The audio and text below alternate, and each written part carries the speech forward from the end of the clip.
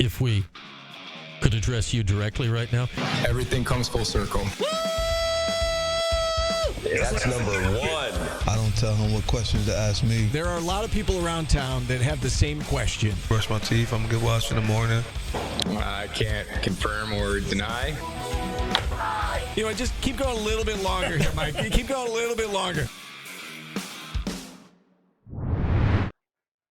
This is the Etan and Devo Show. Here are former Syracuse standouts Etan Thomas and Eric Dievendorf.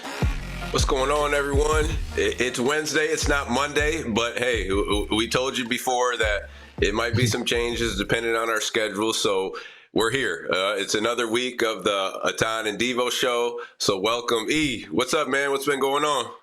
Oh man, just moving around, man. A lot of my daughter's volleyball going on, so that's what's been going on. It's been going good though. It's fun times. Good, E. I'm gonna tell you this. I know you know how Syracuse weather is.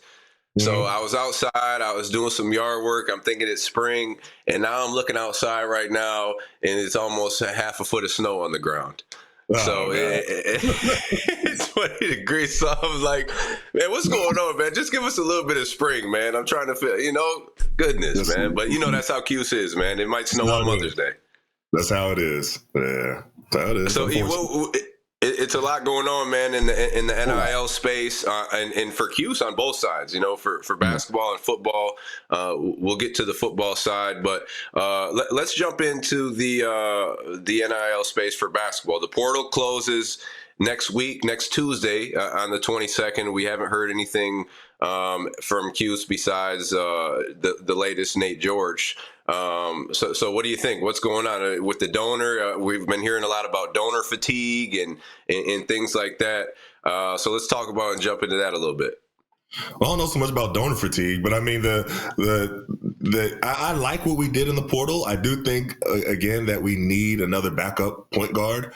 But I like what we did. I'm trying to think of how many positions we have open and what we're able to do. I just looking at everybody, I like Nate George. We talked about him before. I think Nate Kings can knock down the open shot, which we definitely need. We have to improve on our defense, though. So that's one thing, Nate George, if I had one knock on him, is that his defense really wasn't that great. Now, he led the ACC in, assists. He showed that he can score. What was that game against Clemson where he had 30-something points? They back-to-back wins against Louisville and Clemson. So he, I feel perfectly comfortable with as being the general of the team, of running the whole show. William Kyle, Ibrahim Sore, I think they are definitely big men that we needed in the way that they play. Active, can get out and run, can rim protect. You could throw a lob to. They could, pick and roll, everything like that. I think all of that's good. Do we need like another player or two that would be good? But are we going to get another player or two? I'm not sure. I haven't really heard anything. But what are your thoughts on that? So here's my thing, all right, and here's why I think they'll probably just get another big, honestly. First off, because you have Kai and Anthony coming in, right? And if you get another wing or a guy who is, top in the port, whatever it is, it puts him down the depth chart a little bit more, okay? He's coming in. Everyone obviously knows who his dad is. He has to play, E. So I think getting another wing is off the table because that's who's going to play. You got Nate Kings, you got obviously JJ on the perimeter, but then you have Kai and Anthony. He's going to come in and he's going to play. I don't care what people say if he's not ready. He's going to get 15 to 20 minutes a game, all right? And then you would think the other minutes would go to Kings and JJ out on the perimeter. Same thing with the point guard. I don't think they get a backup point guard because they got the kid coming in from Australia. He's unknown. A lot of people haven't heard of him. He's 6'5", 6'6". He's played in professional league already. So it's not like he's coming from high school. He's played in the NBL over in Australia, which we all know is they had the NBA Rising Stars with LaMelo Ball and all those guys. The competition is real out there. I played in that league, and the league just continues to get better and better. So I don't think they get another wing.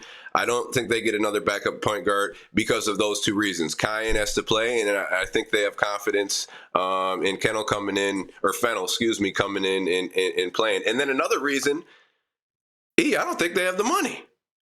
I just don't think, and right, that's a big reason. I just don't think they have the money to go ahead and get another big time guy. Maybe it's going to be a lot of IOUs. IOUs. You know what? I mean, it's just brought up the money part, and that has been coming up a lot. And, we've been talking about it literally for weeks that we have to up our NIL, that we're going to be losing people. And you saw what just happened with football, where they lost somebody for the NIL. What's his name? I can't think of his name right now. Trevor Pena. Trevor Pena, yeah. So they lost him to NIL, and everybody was upset. It was like, well, wait a minute now. If you have the money to be able to match whatever another team is offering them, then he probably wouldn't have left. Like that's going to happen. What happened with Trevor is going to happen with basketball. I guarantee it. You're going to see somebody come, and they're going to play well, and then another team is just going to outbid you. That's why we've been talking, as you have been preaching it every single week that we've been on here, that we have to up our NIL. If we do not, we're going to be in trouble. You've been saying it over and over again. And people have been tweeting you and saying, no, we have enough. Oh, even though if you don't know what you're talking about. Oh, right. 5 million is enough. What are you, all these different things. I'm like, no, y'all not understanding. Look at what other teams are doing. They're going, once you're here, doesn't mean you're just locked here for as long as Syracuse wants you here. You have to outbid other people. You are a free agent every single year. And people have to understand that. It's a 1-year deal. NIL deal that players sign is for 1 year. That means the next year they are free agents. So what Syracuse has to do is be able to at least match or go a little bit above in order to retain them. And if they don't, it's like any other job opportunity. If a different place is going to pay you more than the place that you're currently at, then you leave. It's not personal; it's business, and I think business. They're uncomfortable with that because now it's extending to players. They were comfortable because it was always like that with coaches. There's always like that with nearly everybody associated with the athletic program except for the players. But now it's extended to players, and now everybody's all uncomfortable with it. But this is the game that you have to. This is the new landscape, so you either have to learn how to play it, or you're going to fall by the wayside. Yeah, and look, so we're talking about, obviously Syracuse isn't the, hottest destination. If you're looking for a great weather, or if you're looking for a lot to do, don't get me wrong. Like I love Syracuse. It's a great place to have a family and raise a family, but I'm going to the football player now, Pena, and we're talking about Syracuse and we're talking about Miami. Where would you rather spend, 6-7 months? Would you want to be in Syracuse, where it's 7 months of the year is winter, or would you rather be in Miami? And that's if like, all right, we're both at the same level with money. Now add on. All right, I'll give you 500,000 more. I don't care if you put me to Alaska. I'm probably going to Alaska for that 500,000 more, right? But now if we're like. But Syracuse is already at that disadvantage if you're the same money, but then the destination is a Miami or a Florida State. So, it just goes back to, look, I think Syracuse was already behind the ball with this NIL stuff, and I want to kind of get into a donor that they had, right, and that we were talking about off air, and Adam Weitsman, who was kind of like the NIL before the NIL, right? Like this is how it was going at Syracuse. This is how it is now, right? This is like bringing these celebrities and these familiar faces to the games. Just I think it gave Syracuse a little bit more credibility, or it made people a little bit more curious about Syracuse, not only the basketball program, but just Syracuse as a whole. And like, hey, look at what this guy is doing. It brought a lot of a good attention. I mean, I don't recall any. bad attention that it really brought to the program. You know, I guess besides people wondering, hey, why is Tom Brady and Jimmy Fallon sitting courtside at a Syracuse basketball game? But that's not necessarily negative, right? I agree. I mean, and the people that don't know, all the Syracuse fans will know, but everybody that's walking outside of Syracuse, we're talking about SU booster extraordinaire. I would say he was a super fan, but then he turned into a super SU booster, and he brought these celebrities to the games. He brought Jimmy Fallon, Josh Allen, Tom Brady, Jalen Hurts, Melo, and they were courtside at the games. So Giannis. Giannis, he brought Giannis to the game. Yeah. So he was creating this special, unique atmosphere in the Dome. And he actually pledged, it was like $2 or $3 million of his own money to help recruit top talent. Like, that's what he said he was going to do. He said that he would guarantee that in the next 5 years that SU was going to be playing in the championship game or winning the championship or something like that he said. He befriended Coach Boeheim. He went through the NIL to make sure that he was doing all the rules correctly, because remember, that was kind of at the beginning. Like, all the rules weren't really all the way set in yet. So he was going through SU compliance and make sure that he was doing everything correctly. And he really wanted to just do everything he could to really put SU on the map and create this almost Lakers-like atmosphere at the Dome, where you see these celebrities all in different places and everybody's taking pictures out, and this amazing atmosphere. And then something went wrong. And I don't know what went wrong. You've heard different rumors that, Chancellor, Kent Subaru didn't really get along with him. Maybe thought he was doing too much. Maybe he wanted all the credit for, I don't know. You heard different rumors, but where we are right now with NIL, you got to think, should we be getting back on the phone with Adam Weitsman or someone like him who is willing to, bankroll what it's going to take for SU to get to the place where all SU fans want us to be? Like, what should happen now? Well, they should have been on the phone yesterday and a year ago. I mean, and trying to get him back talk. My whole thing is, how did it get to this point? I mean, like you said, we heard speculation, we heard rumors behind the scenes, whatever it is. It's a conversation between grown-ups. Like, if you, as the chancellor of the university or the AD of the athletic programs, it's a conversation. Hey, man, can you tone it down a little bit? Could we put this in here? Could we maybe go about it this way? Whatever it is, it comes down to a conversation, especially when a guy is trying to help your program and build it up. And I could be wrong, but when this was happening, I'm sure there was rumblings about this NIL coming up already. So now they're like, man, all right, well, we're we can get ahead of the game here. Rather than, kicking a guy out of the program or whatever it is. Hey, this is what's going to happen in a few years. We want to make sure we lock you up and we make sure that we have your funds or whatever it is, man. So all it had to be was a conversation between grown-ups, and then you'd have to come to a mutual agreement. And again, I don't see what really the problem was, rather than, all right, maybe he did want some of that attention. Maybe he did want to be recognized for. I think every donor would be like, if you're donating that much money, like, hey, a lot of people get their name on the building or they get their name on the court. I did a game in Dallas at SMU. The billionaire who is donating all the money to SMU's programs, he's sitting right there courtside, and guess what else? His name's right there on the court. So you're going to recognize the guy, or you're going to want to give him attention for what he's doing to your program. That's just how it works, So I don't know what happened, but to your point, I'm on the phone right now. You're trying to figure out for both programs. It's for basketball and football, right? Because look, Syracuse is not in a position where we live in a place where there's a bunch of billionaires around, right? And we're talking about, we're competing with, SEC schools. You're competing with, SMUs. There's billionaires all around in those areas, for whatever reason, the oil money, energy, whatever it is. So when you have a guy of that stature who wants to help out and he's in your area, I'm locking that in. I'm trying to lock in, and I'm trying to make a phone call right now. Right, if I'm doing this show right now, as soon as I get off, I'm making a phone call. That's just how I would do it.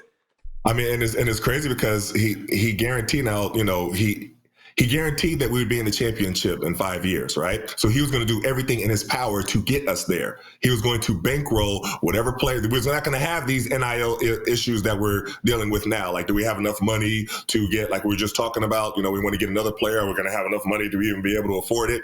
All that would have been off the table because he would have made sure that we had enough money to recruit the top players. And for it to be a destination site for that reason. And we would have been on the forefront, like you said, before all the NIL stuff really settled in. So since he said that he was going to guarantee to do whatever it took to get us there in 5 years, we haven't been to the tournament since.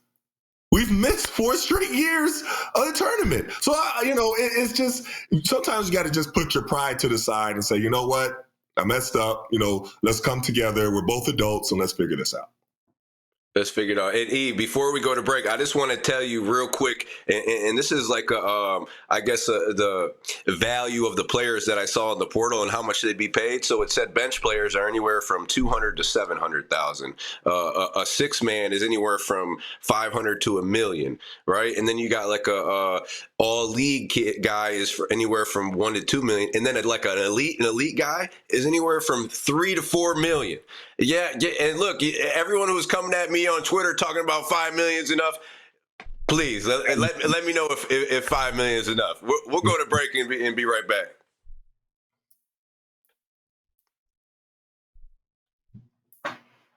Yeah, no, we can't afford it. That's why we can't afford nobody else. Seriously, man. I mean, that's what it is. We can't afford nobody else. Y'all are feeding the trolls. I know. You guys are feeding the trolls. We're feeding, but it's true though. They need to figure out how to get my man back. Yeah, they do. But also, if he had given that amount of money, his name would be on something. Also, right? What you mean? I don't know. I mean, I don't know. Don't you think if he had done all this stuff that he was promising, he would have had his name on a building? But he didn't get a chance to, though. Like, I thought that they kind of nixed it before he got the chance to do anything like that. I mean, remember, the NIL was really just forming. They didn't have to really settle in all the rules yet, so he couldn't. So yeah, it was the year of it, but the year of it, right. I think they're both wrong. But it was just, I think there's more to it than the university basically just told him to kick rocks. I mean, no business is going to tell a guy willing to give you that much money to kick rocks, right? Until you can tell me what was the reason, all we have to go by is that he offered and they said no. Well, he flew too close to the sun with the NIL too, because But he also was going through. And the compliance people will say this. He was going through all the channels to be able to see what he couldn't do and what he could do. So what he couldn't do, he didn't do that yet. He got him on the radar with Choppa, and it. Yeah, but Paulie, that happens all the time. That stuff. I mean, that's people. All type of people are flying close to the sun. Yeah, but Syracuse isn't going to do that anymore. Syracuse has been on probation twice, man. But that's why you go through the NIL. So you said before that if he had given all this money, then his name would have been on the thing. Well, he's going through the channels to make sure that he goes through it and does it properly. I'm just saying there's two sides to every story. I'd like to hear the other side. Let's hear the other side. I think that's fair. Why is it that you pushed him out? And then we don't have to speculate. I think, Paulie, you need to get Severed and sorry if I said his name wrong, and Wild Hack on the show and let him. Why isn't he here anymore? Why isn't he here? That is a question. Let him explain.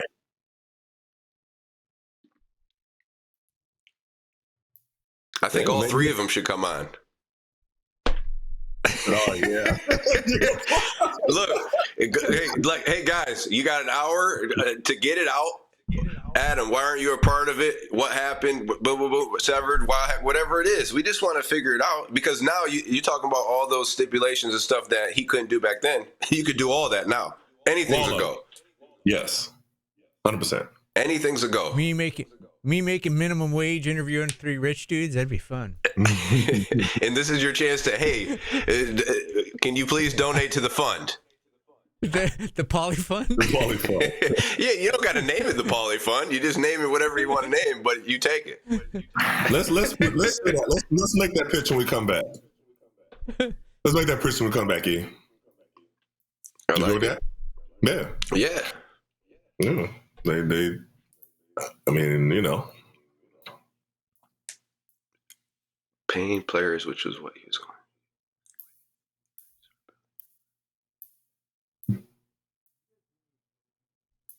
Somebody, what? What's somebody say? Wasn't it because of the players he brought were high? Oh, like when he brought Fab enough, and I guess they smelled like weed. That's what. Oh yeah, the whole court reeked. Yeah, was that the time though? It was one of them. Yeah. Yeah. Well, I mean, he brought who? He brought like Fabulous and a bunch of his people, and they smelled like weed. Man, the stigma behind weed is changing. Melo just opened a weed dispensary in Syracuse. Weed is legal now. So you can't, like their family. that can't be the reason. It's not good enough. No, it can't be. It can't be. It was, but it was 5 years ago. So Yes. Okay.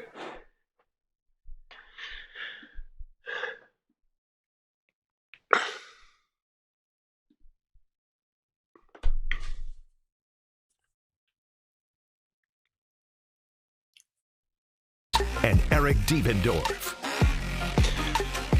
Hey, E, so we were off air. We were just talking to Paulie and kind of going through everything with the Weitsman and why or why not or whatever it is. And then we have a pitch to make. So I'm going to let you go ahead and make the pitch. And I think it's a great pitch. Well, no, I mean, you know, Paulie's point was that there's two sides to every story. They didn't think it's just that, you know, Weitsman wanted to do this and they just said no. So we haven't heard any other side. You know, it doesn't make sense for somebody who wants to do all of this for Syracuse, who is bringing all the people in, who's creating this atmosphere, who wants to make sure that we don't have any NIL problems. And there's no reason given, just that, you know what I mean, the chancellor just said he didn't want to be bothered with him. He didn't want to be involved with him. And so that brought on a lot of speculation. I was saying, why? Was it an ego thing? Is it that he's asking what for his name on a building, or what was the reason why you said no? And I think the pitch is that let's have them explain their reasons. You know, Adam wants nothing to do with Syracuse at all whatsoever anymore. And, you know, I don't think, you know, Silverwood really wants to talk about it, but this is what the people want to know. I was sent a video at least 12 different times by different Syracuse fans. I saw that real. Yeah. That was the real showing, like, you know, we had this. we had Weitsman that wanted to do this, and it was really well done. I got to give a shout out to whoever put the wheel together. If you know their name, we can give them a shout out for it. But Etan Media, I think it's Etan Media, if I'm not mistaken. Media. Here we go, Etan Media. Yeah. And the fans want to know, okay, why was this rejected when we need it? We wouldn't be having any of these NIL problems right now if we allowed him to actually help and do things the right way, which it seems like what he was trying to do to make sure, baby steps through compliance, because everything was just then starting. So why would we push him away? So I would like to hear Silverwood explain what were the reasons. And not just me, a lot of SU fans want to know what were the reasons why you pushed him away. Is it something that can possibly be reconciled? And if not, is there another booster that you have that can do what Weitsman was going to do? Because it is something that is needed. And here's the thing: he actually, he hasn't separated himself from Syracuse all the way. I mean, he's involved in TBT Boeheim's Army this summer, and I'm gonna be on staff with the Boeheim's Army this summer. So I guess it's not Syracuse University, but it's still a connection. It's still representing Syracuse. So look, man, I know for a fact that he still wants to be a part of it in some way, somehow, right? But he just won't do it unless, the university reaches out, right? And look, if I'm wrong, I'm wrong. But I think deep down that He still wants to help out. I mean, he still has friends in Syracuse. Obviously, he's still really good friends with Coach Boeheim. And again, he's going to be a part of the TBT. So there's going to be Syracuse University people in that building, cheering for the Boeheim's Army. And, he's the donor of that team or whatever it's going to be. So, look, I don't know. I don't care if it's on this show, Paulie and Steve, we're just asking you to come on and just kind of explain your side of the story, because there's so many rumors and speculations. And let's be real. This chapter is not ever going to be closed until we hear it. And it might not anyway. And the reason why is because you see what happened with football. That's going to keep opening back up to be like, why did we get rid of this guy? Why? Because now you could pay this guy, Fran Brown, who's actually coming on next, right, at 12:15 with Paulie and Steve to talk about the whole football ordeal. If we had Adam, maybe this wouldn't have happened. Right. And again, Syracuse isn't the hottest destination, but if you can up the ante with the money, look, this is just where we're at now, man. And you can't blame the kid. I sent a tweet to you, Justin Pugh, former Syracuse football player, and it made a lot of sense, man. Look, you can't blame the kid. Why are you blaming the kid if it wasn't just? And he said I guarantee you, it wasn't just 50,000 or 100,000. It was probably like almost 400,000 more. And I'm sure the number will come out, but he made a lot of sense. And then also on the tweet, he said, and I mentioned it earlier, donor fatigue. Like these people who aren't on, I guess, the level of a Weitsman or the donor at Miami or SMU, they don't want to consistently spend if they're not getting anything back, if the team's not going to be good, or if the kid is just going to be there for 5 months and leave. What am I giving my money for? Well, that part I don't quite agree with, because it's a 1-year deal. So, and that's the part that everybody has to. Well, they got to start doing some 2-year deals, E. But they're not doing it yet. I hear you. I hear what you're saying. But can you do it? Can you do that? I don't know. They change the rules every, week. But I'm not sure. But and I know a lot of people, I know Paulie has as well, brought the point up that when coaches leave, they have a buyout that they have to do. And I've heard of that. I think it was FAMU that said something like that as well. And they said, so why doesn't a player have to have a buyout or something like that when they leave? The problem is they're only there for 1 year. It's a 1-year deal. So after they leave, after they finish the season, the deal is pretty much over with. So then it's the new deal the next year. So yeah, if they sign a 2-year deal, then that's different. I mean, you just have right now, you look at the Phoenix Suns, they're paying 3 different coaches that had long deals, and they fired them, but they still had years remaining on their contract. So they're still getting paid, and they had to do a buyout. That's not how it is with the players yet. You have a 1-year deal. So if they change it and say, okay, a player's gonna sign for 2 years or 3 years, then that's different. But right now, it's just a 1-year deal. And I'm going to ask Paulie on our next break in a couple of minutes, because I don't think there's anything where you can't do 2-year deals. I mean, that'd be the smartest thing. A lot of these players, I know for sure, don't even have contracts. They don't have a lawyer involved. I mean, why wouldn't you do that if you're getting paid this amount of money? Why wouldn't you have a contract, and why wouldn't you have a lawyer? Not only for yourself, but for the team too, right? Like this now people are held accountable. If you leave, like, hey, all right, this is what happens. You have to give this amount back. Talking about a buyout, right? If the school, if they don't, if they skimp on a payment or whatever, boom, it's right here in the contract. Why wouldn't you do that? I mean, why wouldn't that happen? Well, a lot of players do have like representation, and they have actual contracts. I'm sure school to school it might vary, but in this day and age, I think more and more now we're understanding that every single player needs to have a representation of some type. Whether it's an agent or some lawyer or financial advisor or somebody to have an actual contract. You can't go by just a promise that a coach makes to you over the phone or something like that, or when they're on a Zoom or in front of your house to try to get you there. They'll say anything. Everybody knows that. Any athlete is known. Coaches will say anything. And then once you get there, they have amnesia. I didn't say that. That's not exactly what I said. Or they'll say maybe it was a miscommunication or something. They use words like that. You're like, no, I know what I heard. You said specifically this and this. But yes, every player, Like, let me be crystal clear. Every player has to have representation, and they have to have an actual contract with every single university, program, college that they commit to. Every single one. There's no excuse not to have a contract in this day and age. You know what I mean? You know what is going to happen, and you know everything has to be legally binding when you're dealing with any type of financial anything. So that's just the way that it's going to have to be, from this point on. But yes, there needs to be accountability on both sides, 100%. I know we had to go to a break, but I just want to say that real quick. The 2025 NFL Draft. Is he a lockdown corner? Is he a... And here's my thing, E. I know players who don't have contracts. No. That's what I'm saying. Like, I know, that's what I said, because I know these guys aren't even looking at it. Yeah, no, you They're can't not do even that. looking. It's just crazy. Like, especially now, why wouldn't you have a lawyer look over everything, dude? Like, this is. Yeah, you have to. Not even a question. Not even a question. And just for all the people in the chat, we're saying all of this because we care about Syracuse University and we want the best for them. Like, why? I mean, we're just trying to figure out why. One of the biggest donors that you've ever had is gone.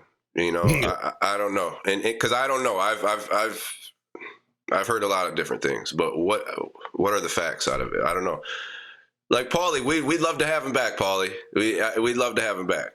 Just to be honest, man. I don't think we'd be talking about Trevor Pena leaving to go to Miami or wherever it is. Paulie, where's he going? I think Miami. I heard Miami. Hey, maybe probably not there. Yeah, I heard Miami. Yeah, so Sport Boy 3221 says NIL deals can be multi-year deals, but are not specifically tied to a certain institution. Collectives are tied to specific schools. Right, that's right. Like most, but now with the schools being able to pay, I think it's different. Right, because you're having the school pay you from that $20 million, but maybe that goes into the fund. I'm not really sure about all this. So, but Sport Boy, you're right about that, because most of these contracts are through a collective, an outside collective, whoever it is.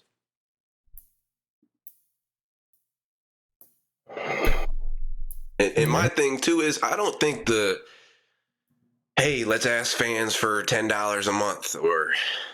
That's man, that ain't working, dude. Man, that ain't working, dude. Stop with all that. Stop going on. I thought we had one of the guys. Go ahead, sorry. No, I thought that when I saw the commercial last year when they rallied up the fans. Okay, fans, let's give back. Let's get ready and get your. I was like, seems like there's a better way of doing this. You know what I mean? But I don't know, on, man. No, especially in a blue collar town like Syracuse, man, it's just and the way the economy is, man. That's who am I giving money to? A kid that's gonna leave 1 year after.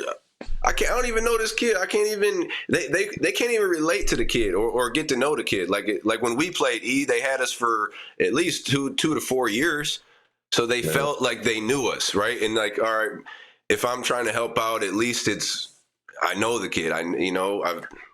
I'm not sure, man. But that's look, that $5, $10 a month, man, they ain't doing nothing, man. They ain't doing it. All right. They ain't doing nothing. You got to figure out a different way. Yeah, for real. That's not it. Tennessee charges 10% on everything at games now. So who said it again, Paulie? Tennessee has put a 10% NIL surcharge on everything at games. So you're basically charging fans more for concessions, tickets, everything, and it all goes to NIL. Oh, that's interesting. Yeah. I mean, I guess it's a better way, maybe, It's the same thing, though. You're just taking the money from $5 from a guy who works his ass off for tickets, and Yeah, it is the same thing, but is it kind of like I guess they're saying it differently or something? You're not asking, you're just taking it. Yeah, right. Yeah, right. They're not asking. Hey, we're just going to let you guys know the food and the prices are going to be going up, and 10% of that is going to NIL. If you don't like it, don't come to the game. Yeah, basically, that's what they did. Yeah. 1-800-LAW-1010. ESPN Radio 97.7, 100.1, 1200 AM and 1440 AM. This is the Etan and Devo Show. Here are former Syracuse standouts Etan Thomas and Eric Devendorf. I wanted to ask you, have you been watching the playoffs? The NBA playoffs started, and it's really interesting, and I'm excited to watch all of them, but I was watching the Warriors and the Grizzlies. Great matchup, a great game. Anybody that didn't see the game, Warriors won. Jimmy Buckets, was fantastic in the game. Steph was Steph, shooting from everywhere. I still don't understand why they're not playing Kuminga, but it was a fantastic game. But there were so many bad calls during this game. Not that they were cheating for one team. I know the Warriors shot a lot more free throws. I think Jimmy Butler and Steph alone shot more free throws than all the Grizzlies combined, But not even talking about that. The refs just made incorrect call after incorrect call. Like, there's too much technology for refs to make this many clearly wrong calls.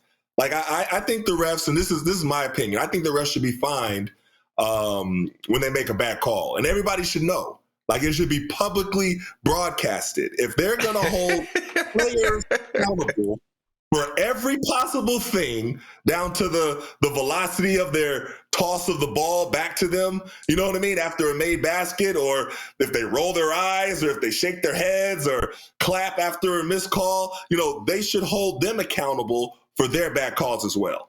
And they should get fined. That's my opinion. Like, hold everyone accountable. Because this is the thing. If you don't, it threatens the integrity of the game. And there are always questions in the heads of fans. Like, everyone. Like, oh, is the fix in? Are they cheating for this team or that team? And nobody forgot what Tim Donaghy said. I read his book. And I'm not saying the allegations are true, or I'm not saying, the NBA is putting the fix in again. I'm not saying any of that. I'm just saying that they should have full transparency and let everybody know that they're doing everything in their power to uphold the integrity of the league, and that includes holding the refs accountable. I'm bored 100%. Why are you going to the monitor and looking at it for 7 minutes and still getting it wrong? Mm-hmm. Why do you even have the monitor? And especially if it's an easy call, like, right? A foul is when you get hit. A block shot is when you block the ball, right? That's a simple call, and they're getting them wrong. And this isn't. And we'll go back to specifically the Grizzlies and the Warriors game. This is a play-in game. To get into play, like, this means something. So these calls mean something. And for everybody out there, if you don't know, when you get in the playoffs, and obviously, playing in the NBA for a long time, when you get into the playoffs, that means more money for you as a player and as a team. And tell me if I'm wrong, E, but each round, I think it gets, and there's a little bit more money, right? Right. So this isn't just like they're trying to, man, forget Steph and Draymond and those guys. They're getting $35 million a year. Like, right, that little bit doesn't really matter. I'm talking about the guys on the end of the bench who are getting the league minimum, right, or getting the $450,000 or whatever. Man, that little $25,000 or $100,000, that's a lot to them. So, like, when you get these calls wrong, man, you're taking away people's paychecks. Right, a lot of the time. And E, I don't know if it's because the gambling has become at an all-time high, or you talked about Tim Donaghy. Man, best believe that stuff's going on. And how it's going on, the naked eye would never see it. You would never really see it. Like, you'd be like, oh man, he's gambling on the game. They're not going to make it to where you could really tell, right?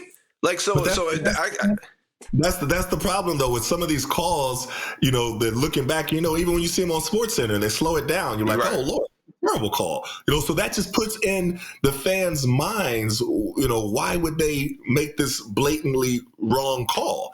And then the fan goes to, oh, is the fix in? You know what I mean? Like, so I'm just saying that the NBA could do this, and that could help with the integrity. That could show everybody that the NBA is doing everything in their power to be able to get this right. And that means also holding their refs accountable. Even if it's just for show, you know what I mean? Just that is what that's what's communicated to the fans, because right now what's communicated is don't criticize the refs, don't say anything about the refs, don't, you know what I mean? And the refs are untouchable, and everything that they do is fine. That's not the right thing to say.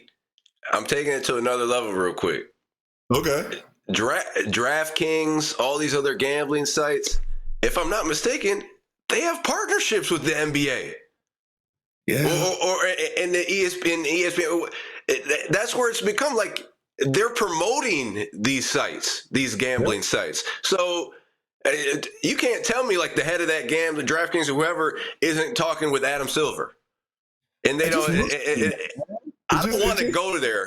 It looks well. bad. That's what I mean. Like, I don't want to take it there because I would never want that to happen to the game. But in sports in general, like, it's billions of dollars a year that these companies are making because they're having these partnerships with these sports leagues. So look, man, if it's happening.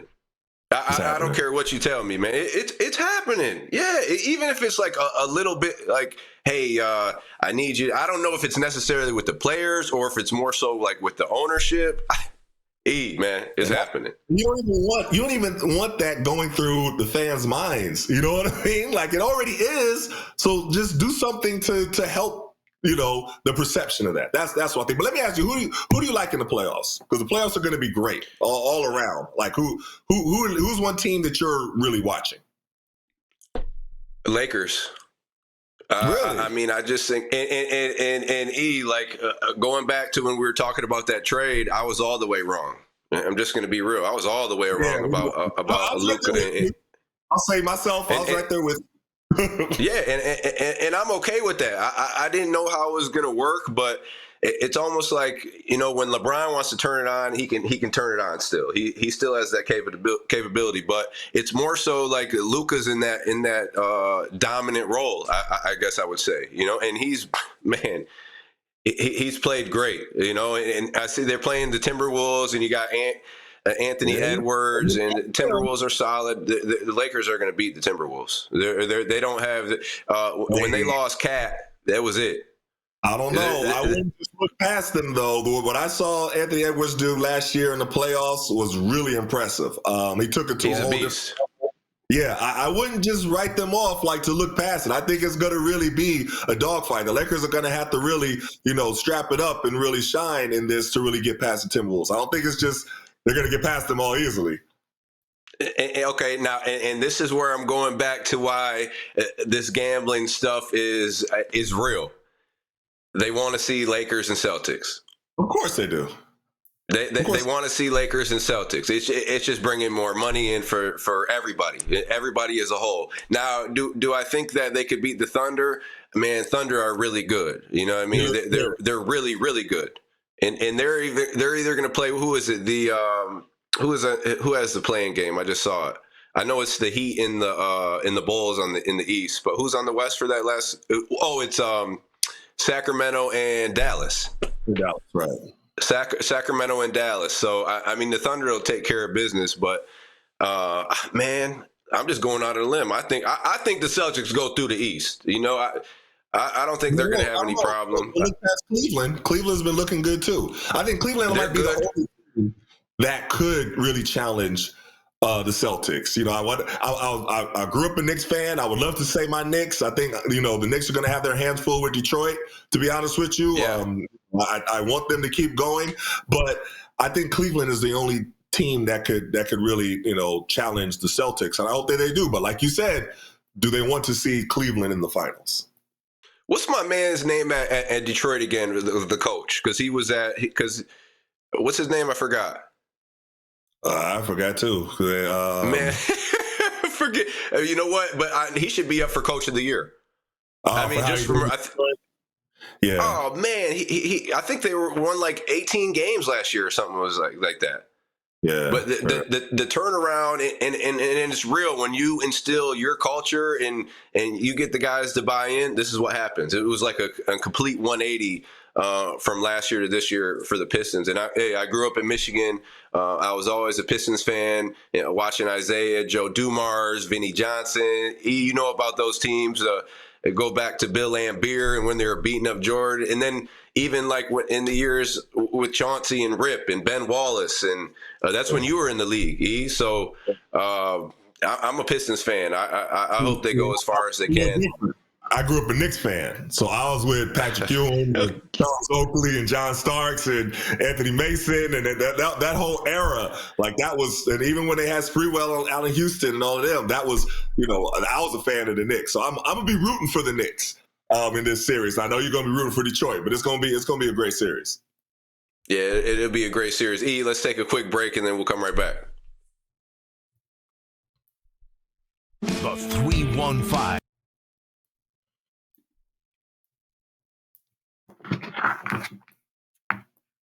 That's true. Okay, Pena rumored to Miami or Texas Tech. Okay. Yeah. I thought Miami, but yeah. Tennessee Rabid fan base will pay that 10% surcharge. Not sure SU fan base would. That's true. That's true, man. I'm telling you. No. I will say this: if they're winning, like they can't put that in there when we're not making the tournament. You know what I'm saying? They'll have to put that in there once we're rolling. So if stuff goes good next year and we're rolling and you know what I mean, everything goes, then you can put that in there. But you can't put it in there now. It's gonna be an empty arena. And look, it all comes down to how you market it and how you present it to people. Seriously, like I think so. Like marketing is huge, dude. Paulie, let me hear it. Paulie. I heard that. I was at Notre Dame during basketball season, and I went up to get a Diet Coke during the game, and they said, "Hey, I'm blah blah blah from the swim team. I'm working for free today. Nice to meet you. We accept tips, but it goes to the Notre Dame NIL fund."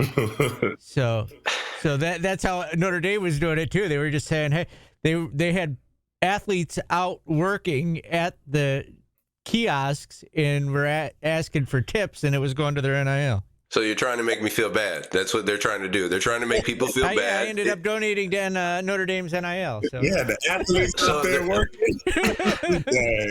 So it worked. That's their plan. Hey, we're going to make you feel as guilty as we can. I'm working for free. I don't have any money. Will you donate to our NIL fund so I can have some money? Well, I can have some money. And again, you said Notre Dame, Paulie, and I know we talked about it. It's in South Bend.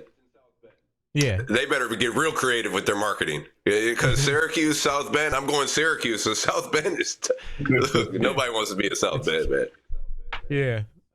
It's cut like my first year at SU was Etan's senior year, and it's come a long way since then, man. Like Notre Dame there was nothing there when we first started going there. Yeah, I went there like 3 times this year, I think. And they got a couple. They got like coffee shops downtown, but yeah, it's not much going on. It was just a hotel back then, though. It was like our hotel, and that was it. There's a Buffalo Wild Wings next to it, and that was it. Yeah, South Bend is tough, man. If people, that's a tough area. Yeah, I don't know how they have such a major football program and only like when the football program when SU plays at Notre Dame, they have to travel like an hour out because there's not enough big hotels for the football team to stay at in South Bend. There's only like one big hotel there. So where they stay in Chicago? We stayed in Washington, like Illinois. Hey, how much time do we have when we come back? 1 minute would put you at 49, so 6 minutes. 6 minutes. All right. Mm-hmm. What you want to hit quick when we come back? Real quick. Let me see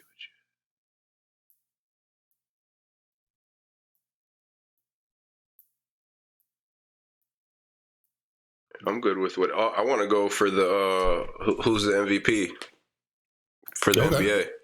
Yeah, who do you got? Who you make the case for? Man, Jokic, man. Make your case. would say Shea. I mean, but dude, this dude Jokic is. Come on, man. Some of those numbers is just ridiculous, dude. It looks pretty good to me. I mean, it's hard to. Tom, were you on the team when John Marzak was the manager and he got hit by the taxi cab while we were waiting outside the Garden? I heard about it. Yeah, I heard about it. No one brings you more Syracuse basketball coverage. We are live and local. I don't want to laugh at Galaxy that, but Media hey. Partner Station, ESPN Radio Syracuse. This is the Etan and Devo Show. Here are former Syracuse standouts Etan Thomas and Eric Devendorf.